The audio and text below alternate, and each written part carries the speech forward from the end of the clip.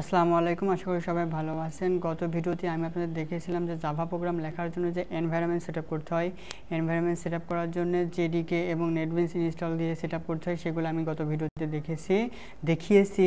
আজকের এই ভিডিওতে আমি আপনাদের দেখাবো যে নেটবিনসে জাভার কিভাবে একটা প্রোগ্রাম প্রজেক্ট তৈরি করতে হয়।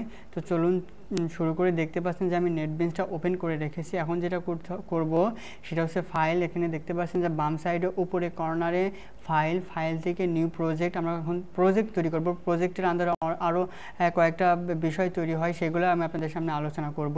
তো আমি এখানে নিউ প্রজেক্ট থেকে দেখতে পাচ্ছেন যে এখানে সিলেক্ট করা আছে জাভা অ্যাপ্লিকেশন। আমি এটা রেখে তারপরে নেক্সটে ক্লিক করলাম। ক্লিক করার পর দেখতে পাচ্ছেন যে এখানে প্রজেক্টের নাম আমরা দিতে পারবো। তো আমরা আমাদের ইচ্ছা মতো যে কোনো নাম দিতে পারি।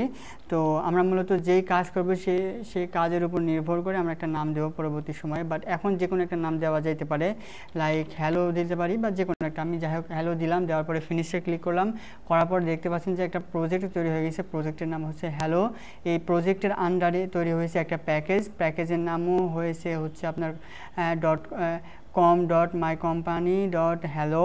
দেন এর আন্ডারে একটা প্রজেক্ট তৈরি হয়েছে। প্রজেক্টের আন্ডারে একটা প্যাকেজ তৈরি হয়েছে।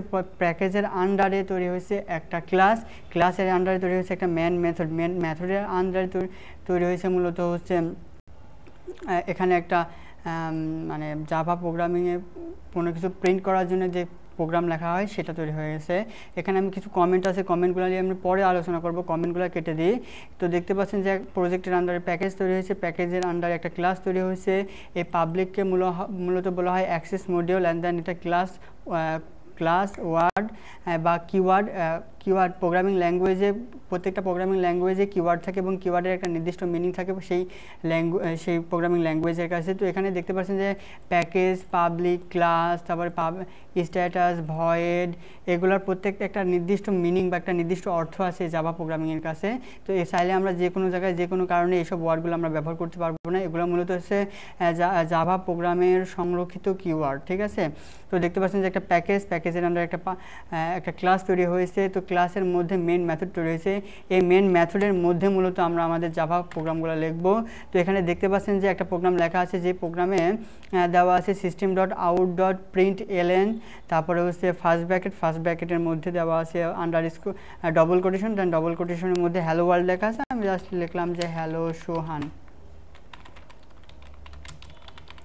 দেন তারপর আমরা এখানে রান বাটনে ক্লিক করলাম। রান বাটনে ক্লিক করলে দেখতে পাচ্ছেন যে এটা রান হচ্ছে।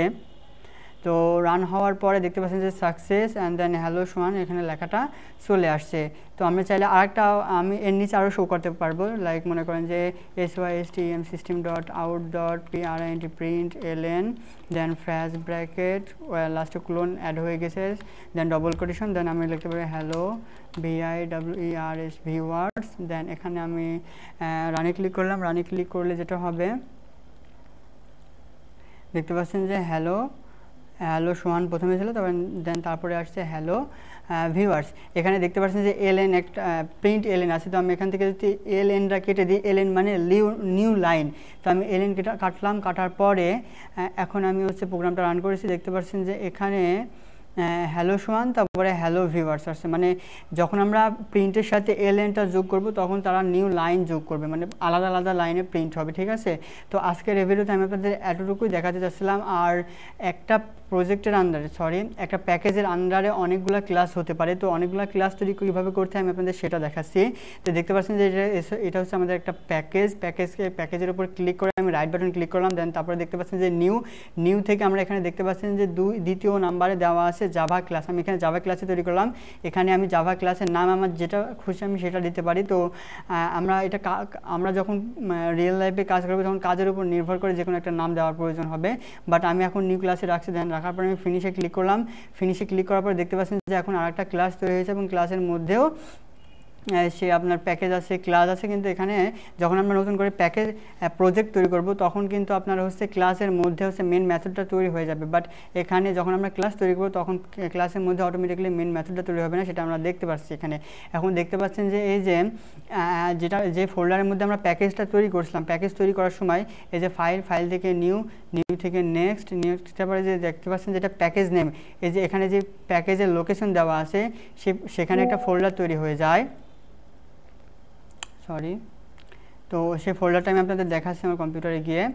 এই যে আমাদের হচ্ছে ডকুমেন্ট থেকে নেটবিনস প্রজেক্ট, দেন এখানে এই যে আমরা হ্যালো নাম লিখছিলাম যে প্রজেক্টের নাম, সেটা প্রজেক্টের নাম, তাই আমরা সোর্সে থেকে মেন থেকে জাভা থেকে কম থেকে মাই কোম্পানি, দেন হ্যালোর মধ্যে দেখতে পাচ্ছেন যে এটা মূলত হচ্ছে একটা ক্লাস নেম, এটা ক্লাস আমরা হ্যালো নামে ক্লাস নেম তৈরি হয়ে গেছিলো।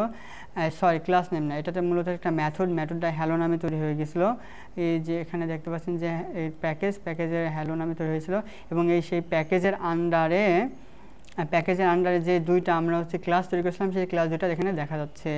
তো এখানে আবার নেক্সট বাটন ক্লিক করে রাইট বাটন ক্লিক করে নিউ থেকে জাভা ক্লাসে এখানে দেখতে পাচ্ছেন যে নিউ ক্লাস 1, এখানে ফিনিশ ক্লিক করলাম, করার পর আবার দেখতে পাচ্ছেন যে এখানে 3টা ক্লাস তৈরি হয়ে গেছে, এবং ক্লাসগুলোর লাস্টে কিন্তু সবাই দেখতে পাচ্ছেন যে জাভা লেখে তৈরি করা হয়েছে, জাভা লেখা আছে। তো মূলত জাভা প্রোগ্রাম লেখার জন্য এই ক্লাসের মধ্যে তো জাভা কোডগুলো লেখা লাগে। তো জাভার যে ফাইলগুলো তৈরি হয় সেই ফাইলগুলো মূলত জাভা নামে এক্সটেনশন হয়, ঠিক আছে। তো আজকের এই ভিডিওটি এ পর্যন্ত। আজকের এই ভিডিওটি আমি আপনাদের দেখালাম যে একটা প্যাকেজ কীভাবে একটা প্রোগ্রাম কীভাবে তৈরি করতে হয় এবং প্রোগ্রামের মধ্যে আর কী কী বিষয়বস্তু থাকে। দেখা হবে পরবর্তী ভিডিওতে। Thank you so much for watching this video. সুস্থ থাকুন, ভালো থাকুন, খোদা হাফেজ।